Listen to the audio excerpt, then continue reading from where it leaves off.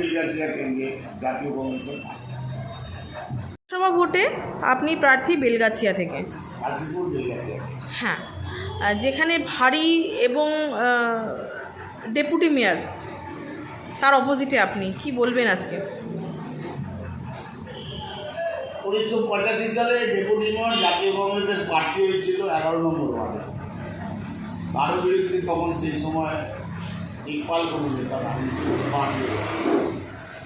সেই সময় আমাদের বন্ধুবর আজকে যিনি ডেপুটি মেয়র, আমরা একসাথে দীর্ঘদিন রাজনৈতিক কর্মকাণ্ডে ছিলাম এবং আমাদের সাথে আমরা একসাথে রাজনীতি করেছি। ডেপুটি মেয়র খুবই ভালো ছিল।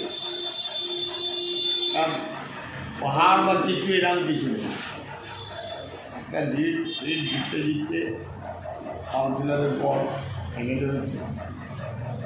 এমএলএ আছে ওখানে 5 বছর, এটাই ওর একটা ফেসিলিটি যে মানুষের কাছে এমএলএ বলে পরিচয় আছে, আর একটা ডেপুটি মেয়র হিসেবে আছে। অন্যভাবে আমরা কিছু দেখছি না, সোজাসুজি আমাদের রাজনৈতিক প্রতিদ্বন্দ্বী, আমরা সেই চোখেই দেখছি, কিন্তু বন্ধুত্ব কখনো নষ্ট হচ্ছে। তাহলে আপনি আপনার প্রতিপক্ষ বা আপনার বিরোধী কাকে বলে মনে করছেন?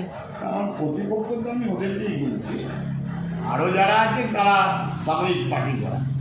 দীর্ঘদিন দীর্ঘক্ষণ 24 ঘন্টা যদি মানুষের কাছে বা রাজনৈতিকভাবে কোনো রাজনৈতিক কর্মকাণ্ডে কেউ থাকে, তাহলে আমরা দুটো প্রার্থীই আছি। আর যে সকল প্রার্থী আপনি এলাকায় খুঁজলে ভাববেন জানবেন, এরা সব পার্ট টাইমার প্রার্থী, এরা এলাকারও না, আর পার্ট টাইমের পার্টি করে। তাই প্রতিদ্বন্দ্বী বা প্রতিপক্ষ যাই বলি, সে আমার ডেপুটি মেয়রের সাথেই আমার। কেউ বলছে হিন্দু মুসলিম, কেউ বলছে শুধু হিন্দুবাদী, ডান কি ভাবছে? আমরা সাম্প্রদায়িক সম্প্রীতির ওপর বিশ্বাস করি। ভারতবর্ষের জাতীয় কংগ্রেস কোনোদিন কোনো রাজনৈতিকভাবে বা সাম্প্রদায়িকভাবে তিনি হিন্দু বা মুসলিমকে তার ইতিহাস আছে। তাই বর্তমানেও আমরা কোনোদিনই সেই ভাবধারার বাইরে যাইনি। তাই আমাদের কাছে কে হিন্দু কে মুসলিম এটার কোনো কথাই নয়। আপনার সামনে একটু আগেই আমার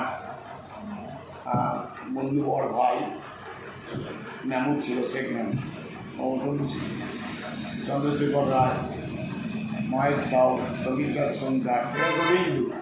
গৌতম পাঠক আছে ব্রাহ্মণ। এইগুলো আমাদের কাছে কোনো মানে রাখে না, ম্যাটার করে। তাই যারা নিজেদেরকে হিন্দুত্বর দরজা ধরে বড় বড় ঘুরে বেড়াচ্ছে, তারা প্রকৃত হিন্দু কিনা যায়। আবার যারা মুসলিমদের কান্না কাঁদছে, আদৌ কুম্ভরাষ্ট্র কিনা, মানে কুমিরের কান্না কাঁদছে কিনা বুঝতে পারছি। আমাদের কান্না নেই, আমরা সকলের পাশে ছিলাম, সকলের সাথে ছিলাম।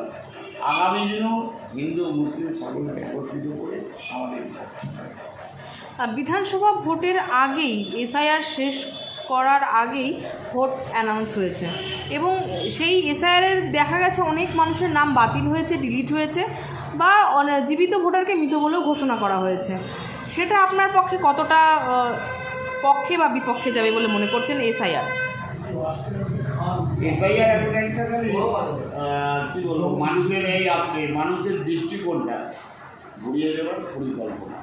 এবং এসআইআরের নাম করে আপনি একটা ছোট্ট কথা, এসআইআরের বিএলও কার, এসআইআরের বিএলও হয়েছে কার?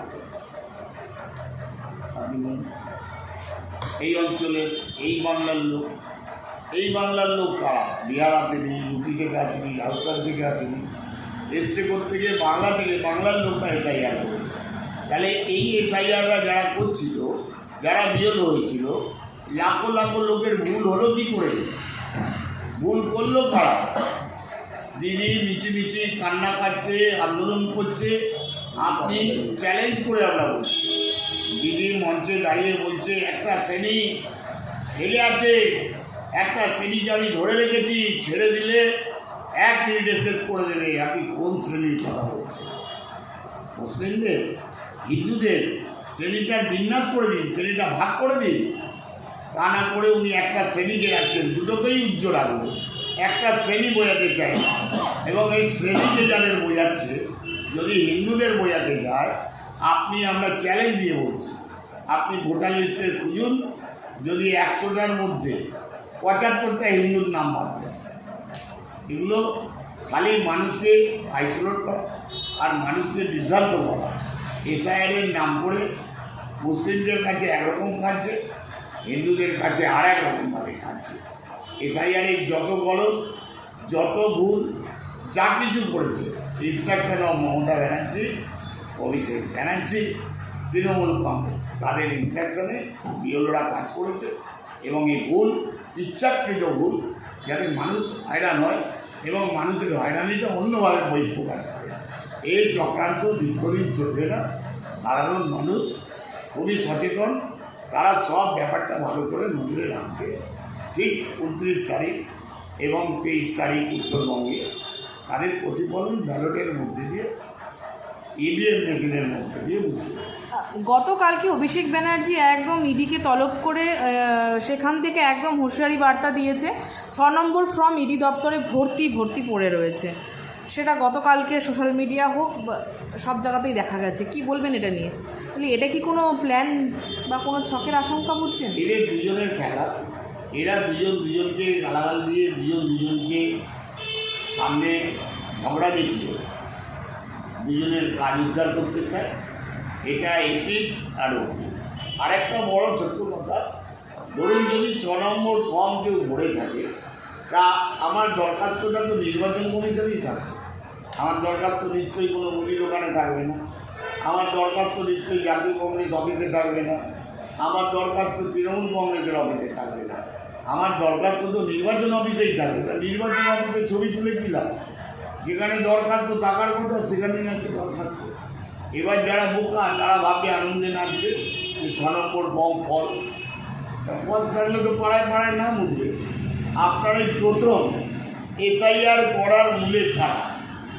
প্রথম মমতা ব্যানার্জি হঠাৎ করে একটা মঞ্চ থেকে ভোটার লিস্ট বার করে বলল, দেখুন রাজস্থানের ভোট, গুজরাটের ভোট, উড়িষ্যার লোক, পাঞ্জাবের লোক সব এখানে নাম লিখিয়েছে, এখানে আছে ওখানে আছে।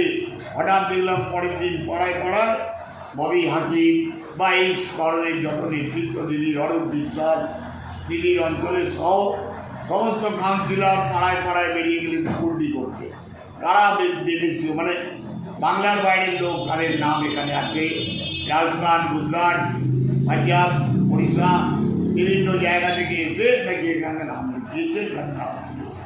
আজ পর্যন্ত একটাও নাম এই এত এসআইআর হওয়ার পর দিদিরা বলতে পারলো না যে এই নামগুলো গুজরাট থেকে এসছে, এই নামগুলো পাঞ্জাব থেকে এসছে।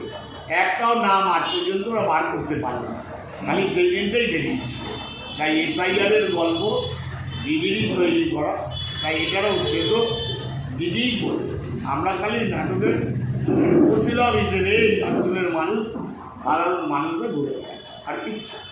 কংগ্রেস এবার একলা চলো নীতি নিয়ে এগোচ্ছে 2026 বিধানসভা ভোটে। কি মনে করছেন? খুব ভালো হবে, খুবই ভালো হবে। আমরা যখন একটা সময় গিয়েছি, আমরা তো দীর্ঘ 140 বছর পার করেছি, জাতীয় কংগ্রেস সবচেয়ে প্রাচীনতম দল। একটা সময় সবাই আমাদের এখানে ভর করে। আমরা জাতীয় কংগ্রেসের যত আছে আজকে ভারতবর্ষে যত দল, সব জাতীয় কংগ্রেসের থেকেই তৈরি। জাতীয় কংগ্রেসের বাড়িতে জলভাত খেয়ে বড় হয়ে যখন চলতে পারতো না, হাত ধরে হামাগুড়ি যেত, চলতে শিখলো, যখন চলতে শিখলো তখন দৌড়ে পালালো আমাদের ঘর থেকে। এরমভাবেই সব দলের সৃষ্টি। তাই জাতীয় কংগ্রেস কারোর ভরসায় থাকে না। জাতীয় কংগ্রেস সবাইকে তৈরি করেছে নিজের পরিষ্কার। জাতীয় কংগ্রেসের মতোই চলবে, কখনো আসতে কখনো চলবে। আমাদের দল একটু বয়স বেড়েছে, তাই বৃদ্ধরা যেমন বয়স বাড়লে একটু আস্তে আস্তে চলে, সেমনি আমরা একটু ধীরে ধীরে চলছি, কিন্তু চলা আমাদের থামবে না।